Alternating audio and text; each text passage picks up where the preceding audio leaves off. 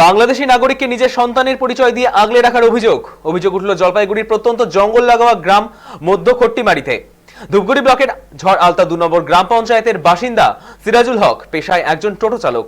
নূর আলম নামের এক বাংলাদেশি ব্যক্তিকে নিজের সন্তান পরিচয় দিয়ে আশ্রয় দিয়েছেন তিনি, এমনই অভিযোগ উঠছে তার বিরুদ্ধে। ভোটার কার্ডে নূর আলমের বাবা হিসেবে নাম রয়েছে সিরাজুল হকের। আদতে সিরাজুল নূর আলমের বাবাই নন। নূর আলম আদতে বাংলাদেশী, অথচ ভারতীয় ভোটার কার্ড বানিয়ে বছরের পর বছর ভোট দিয়ে চলেছেন তিনি। এদিকে এই খবর সংগ্রহ করতে গেলে সময় কলকাতার প্রতিনিধিকে রীতিমতো হুমকি ও শাসানি দেওয়ার অভিযোগ উঠেছে স্থানীয় তৃণমূল নেতার বিরুদ্ধে। গোটা ঘটনায় তুঙ্গে রাজনৈতিক চর্চা। এই মুহূর্তে জলপাইগুড়ি জেলার ধূপগুড়ি ব্লকের মধ্য খট্টিমারি এলাকা অর্থাৎ সিরাজুল হকের বাড়িতে আমরা এসে উপস্থিত হয়েছি। আমার পিছনে দেখাতে বলবো যে পিছনে যে বাড়ি, সেই বাড়িতেই কিন্তু সিরাজুল হক তার পরিবার নিয়ে থাকতেন। এবং যেমনটা অভিযোগ ছিল, বাংলাদেশের যে নূর আলম, নূর হক মাফ করবেন, সেই নূর হককে কিন্তু দীর্ঘদিন ধরে তাদের নিজেদের সন্তান বলে দাবি করে কিন্তু এখানে রেখেছেন তাই পরিচয়ে। এবং তিনি এই বাড়িতে থাকতেন এবং আবার কাজের সূত্রে ভিন রাজ্যে অর্থাৎ কেরলে চলে যেতেন, এবং ঠিক এটাই কিন্তু অনবরত চলে আসছে বলেই কিন্তু অভিযোগ তোলা হচ্ছে।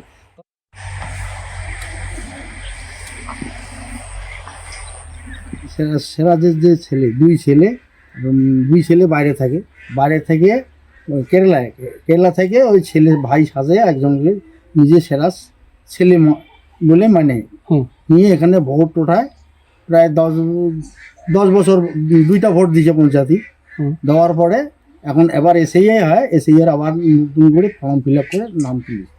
আচ্ছা, আপনারা কিভাবে জানতে পারলেন যে বাংলাদেশ থেকে আসা? হ্যাঁ, আমরা জানি না, হচ্ছে ছেলে, ও তো 2টাই ছেলে, কিভাবে 3টা হলো?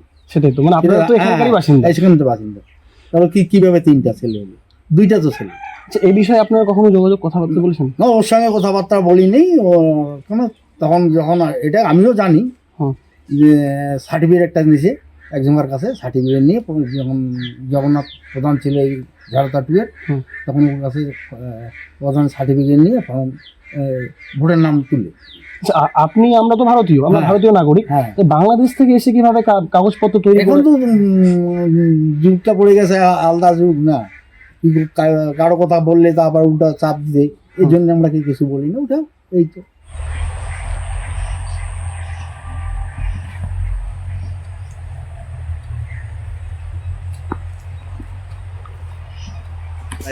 বলছিলাম একটা বিষয়, একটা অভিযোগ আসছে যে সিরাজুল হক 1584 সিরাজুল হক, তার প্রতিবেশীরা যে অভিযোগটা করছে যে তাদের বাড়িতে একজন দীর্ঘদিন ধরে ছিলেন যার নাম হচ্ছে নূর আলম, যেটা দেখাচ্ছে তার ভোটার কার্ড সমস্ত কিছু ইস্যু করা হয়েছে এবং আদতে তিনি একজন বাংলাদেশী নাগরিক।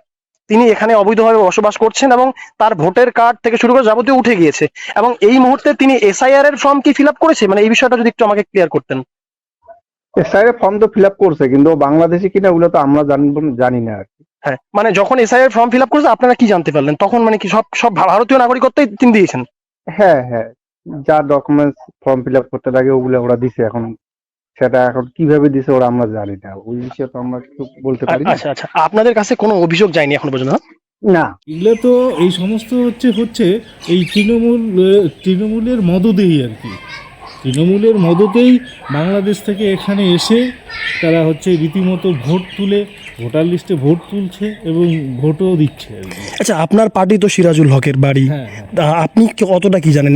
ওখানকার স্থানীয় বাসিন্দারা যেমনটা বলছেন তার 2 সন্তান এবং 1 কন্যা সন্তান, 3 সন্তান, কিন্তু ইনি সমেত 4 জন। আপনি কি জানেন? আপনি ছোট থেকে, আপনিও তো এই গ্রামেই ছিলেন। আমি তো আমিও জানি যে সিরাজুলের 2 সন্তান, কিন্তু হঠাৎ করে সিরাজুলের 3 ছেলে হয়ে গেল। আচ্ছা, এটা কি করে সম্ভব? এবং যেটা অভিযোগ করা হচ্ছে তিনি ভোট দেন, তার ভোটার কার্ড রয়েছে, সেটাও দেখা যাচ্ছে। ভোটার কার্ড আছে তো, এসআইআর এর নাম নথিভুক্ত করেছেন। হ্যাঁ, এসআইআর এও ওনার ফর্ম ফিল আপ হয়েছে, আমি যতটা শুনেছি আর কি। এই জানি এখানকার যারা তৃণমূলের মেন আছে আর কি, তারা সবাই জানে এবং তারা এটাকে শেল্টার দিচ্ছে আর কি। আচ্ছা, তাদের মদতেই হচ্ছে বলে অভিযোগ? অবশ্যই তাদের মদতেই হচ্ছে। হ্যাঁ, ঠিকই শুনেছেন, কারণ পশ্চিমবঙ্গে এখন বাবা ভাড়া পাওয়া যাচ্ছে।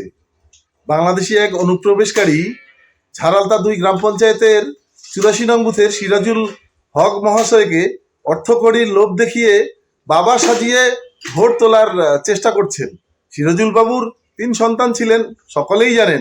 হঠাৎ করে 4 নাম্বার সন্তানের উদয় হয়েছে, তাই অনতিবিলম্বে প্রশাসনের নিকট আবেদন এই অনুপ্রবেশকারীকে যথাযথ মর্যাদা দিয়ে যাতে আবার পুশব্যাক করা যায় তার দৃষ্টি আকর্ষণ করছি। যেভাবে আজকে যে চিত্রটা তুলে ধরলেন সেটা আমার কাছে একদমই অজানা, এবং আপনারা যেভাবে সেখানে গিয়ে আসল রূপটা আপনারা তুলে ধরলেন, যদি আসল রূপটা হয়ে থাকে অবশ্যই সেটা তদন্ত সাপেক্ষ এবং তদন্ত হবে, এবং সেটা যদি ওনারা এইভাবে যদি কারো ছেলে পরিচয় দিয়ে তাদের যদি নাগরিকত্ব যদি প্রমাণপত্র করে থাকে সেটা অবশ্যই এটা বৈধ অবৈধ, এবং সেটা আমাদের উচ্চতর আধিকারিক যারা রয়েছেন তারা অবশ্যই আমি ব্যাপারটা এই নিয়ে আলোচনা করব, এবং সেটা যদি করে থাকে অবশ্যই সেটা আইনত যেটা করণীয় সেটা অবশ্যই করা হবে। বলা বাহুল্য যে তৃণমূল কংগ্রেস পরিচালিত কিংবা শাসক দলের নেতা নেত্রীদের এতটাই শাসানি এখানে রয়েছে এই গ্রামে